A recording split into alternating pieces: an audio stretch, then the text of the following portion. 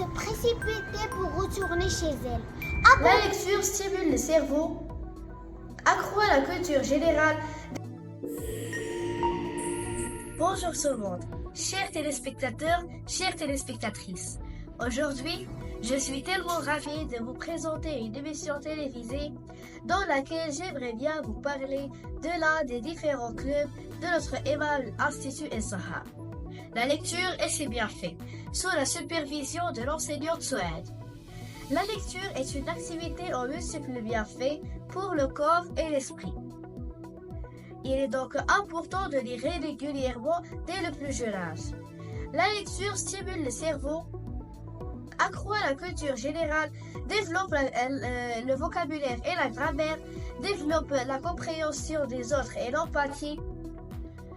De plus, elle stimule la créativité et l'imagination et à mieux dormir. La lecture permet d'acquérir des connaissances sur une grande variété de sujets, ce qui peut enrichir sa culture générale et participer à des conversations plus intéressantes. Pour moi, mes chers camarades, j'adore fort lire des histoires, des romans, aussi des bouquins et des livres. Pourquoi ?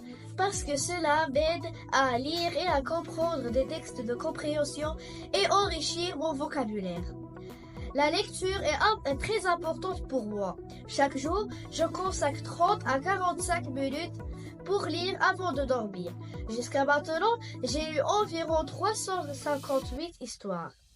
Maintenant, je vous laisse avec ma camarade Sarah Proifa qui va vous présenter une histoire de ces histoires.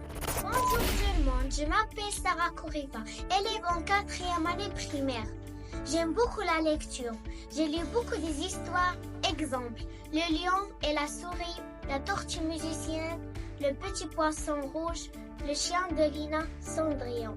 Je ne me rappelle pas des autres histoires, mais je vais vous raconter mon histoire préférée, Cendrillon. Elle était une fois une fille qui s'appelait Cendrillon.